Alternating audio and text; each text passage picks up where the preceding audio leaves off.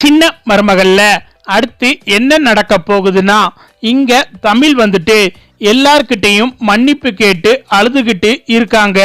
அப்பந்தான் பார்த்தா ஈஸ்வரி வந்துட்டு, என்னடி அழுகிற மாதிரி நடிச்சு நாடகம் போட்டுக்கிட்டு இருக்க, உன் நடிப்பை வீட்டில் இருக்கிற எல்லாரும் நம்பிடுவாங்கன்னு நினைச்சியோ, இனி உன் பருப்பு இங்க வேகாது அப்படின்னு சொல்லிட்டு, என்ன மாமா எதுவுமே பேசாம அமைதியா உட்காந்துருக்கீங்க, என் பிள்ளை போஸ் தப்பு பண்ணிட்டான்னு தெரிஞ்சதுமே அவனை அடிச்சு இந்த வீட்டை விட்டே துரத்துனீங்கல்ல, இந்த நிக்கிறாளே தமிழ், இவ இத்தனை மாசமா நம்ம கிட்ட மாசமா இருக்கேன்னு சொல்லி எல்லாரையும் நம்ப வச்சு கழுத்தறுக்கிற மாதிரி எம்புட்டு பெரிய காரியத்தை பண்ணிக்கிட்டு நின்னுகிட்டு இருக்கா.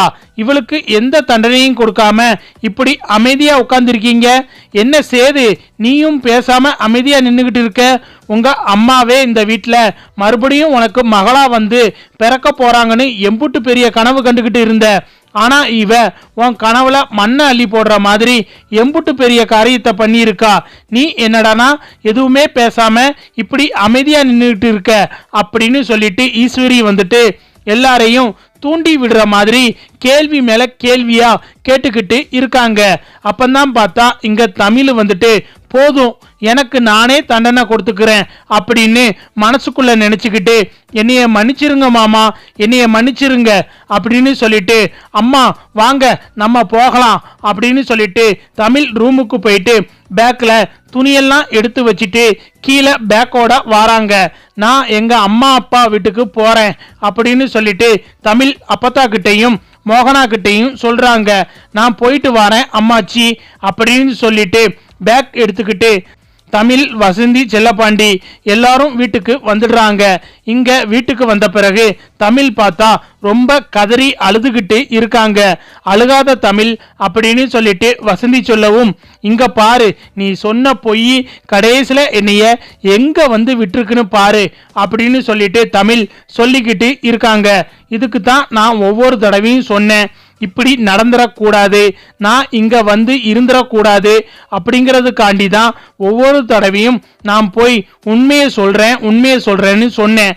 ஆனா நான் சொல்லும் போதெல்லாம் இப்போ சொல்ல வேண்டாம், நேரங்காலம் பார்த்து நாங்க சொல்றோம்னு சொல்லி கடைசியில என்னைய இந்த நிலைமைக்கு கொண்டு வந்து விட்டுட்டீங்க அப்படின்னு சொல்லிட்டு வசந்தி கிட்ட தமிழ் சொல்லவும், ஆனா மருமகன் எதுவுமே பேசலையே தமிழ் அப்படின்னு சொல்லிட்டு வசந்தி சொல்லவும், இங்க தமிழ் வந்துட்டு, அவர் எப்படி பேசுவார்னு நீ நினைக்கிற?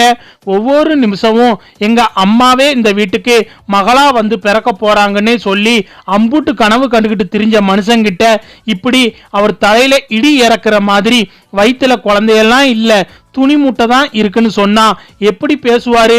அவர் இந்த ஜென்மத்துல என்னைய ஏத்துக்கிட மாட்டாரு அப்படின்னு சொல்லிட்டு தமிழ் சொல்லவும், அப்படியெல்லாம் பேசாத தமிழ், மருமகன் கண்டிப்பா நம்ம வீடு தேடி வந்து உன்னை கூட்டிட்டு போவாரு, அவர் மனசுல நீ மட்டும்தான் இருக்க அப்படின்னு சொல்லிட்டு வசந்தி சொல்லவும், அவர் மனசுல நான் இருக்கேன் தான், ஆனா அவருடைய நம்பிக்கையை நான் சுக்கு நூறா உடைச்சிட்டேனே, அதனால எப்படி என்னைய திரும்ப அவருடைய பொண்டாட்டியா அந்த வீட்டுக்கு கூட்டிட்டு போவாரு அப்படின்னு சொல்லிட்டு தமிழ் சொல்லவும், ஆண்டவன் புண்ணியத்துல எல்லாம் நல்லபடியா நடக்கும் தமிழ் அப்படின்னு சொல்லிட்டு வசந்தி சொல்லிக்கிட்டு இருக்கும்போது தமிழை பார்த்தா திடீர்னு வெளியில போய் வாந்தி எடுக்கிறாங்க. ஏய் தமிழ் என்னாச்சு தமிழ் அப்படின்னு சொல்லிட்டு வசந்தியும் செல்லப்பாண்டியும் வெளியில வாராங்க. இங்க தமிழ் வாந்தி எடுத்துக்கிட்டு இருக்காங்க. வாந்தி எடுத்துட்டு அப்புறம் வந்து தமிழ் வீட்டுக்குள்ள வந்து உட்காரவும் மறுபடியும் பார்த்தா தமிழ் எந்திரிச்சு போய் வாந்தி எடுக்கிறாங்க. என்னாச்சு தமிழ், உடம்பு எதுவும் சரியில்லையா, ஆஸ்பத்திரிக்கு போவோம் அப்படின்னு சொல்லிட்டு இங்க வசந்தியும் செல்லப்பாண்டியும் சொல்லவும், அதெல்லாம் ஒன்றும் வேணாம் அப்படின்னு சொல்லிட்டு இங்க வசந்தி கிட்ட தமிழ் சொல்லிக்கிட்டு இருக்காங்க. அப்பந்தான் பார்த்தா இங்க செல்லப்பாண்டியோட அம்மா வந்துட்டு, என்ன தமிழ் உடம்பு எதுவும் சரியில்லையா, ஆஸ்பத்திரிக்கு எதுவும் போவோமா அப்படின்னு சொல்லிட்டு இங்க செல்லப்பாண்டி அம்மாவும் கேட்கவும், அதெல்லாம் ஒண்ணும் இல்ல அப்பத்தா அப்படின்னு சொல்லிட்டு இங்க தமிழ் சொல்லிக்கிட்டு இருக்காங்க. அப்பந்தான் பார்த்தா இங்க செல்லப்பாண்டியோட அம்மா வசந்தியோட காதுல, இந்த மாதிரி தமிழுக்கு 4 தள்ளி போயிருக்கான்னு கேளு அப்படின்னு சொல்லிட்டு இங்க செல்லப்பாண்டி அம்மா சொல்லவும், வசந்தியும் பார்த்தா தமிழ் கிட்ட கேட்டுக்கிட்டு இருக்காங்க. ஏன் தமிழ் உனக்கு 4 ஏதும் தள்ளி போயிருக்கா அப்படின்னு சொல்லிட்டு வசந்தி கேட்கவும், இங்க பார்த்தா தமிழ் யோசிக்கிறாங்க.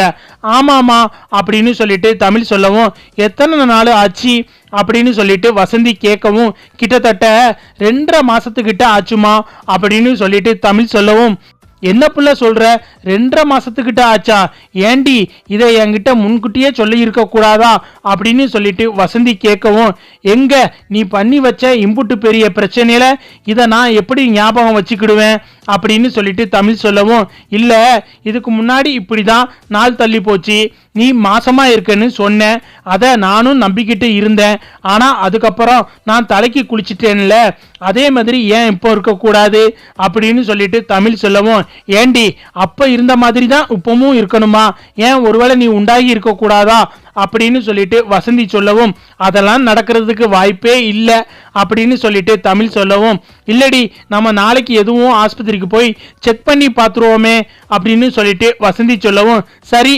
என்னமோ பண்ணிட்டு போ அப்படின்னு சொல்லிட்டு தமிழும் பார்த்தா ஒரு மனசா விட்டுறாங்க. மறுநாள் காலையில வசந்தி தமிழை கூட்டிட்டு ஆஸ்பத்திரிக்கு போறாங்க. ஆஸ்பத்திரிக்கு போயிட்டு தமிழ் மாசமா இருக்காங்களா இல்லையா அப்படின்னு சொல்லிட்டு டாக்டர் கிட்ட செக் பண்றதுக்காண்டி வெயிட் பண்ணிக்கிட்டு இருக்காங்க.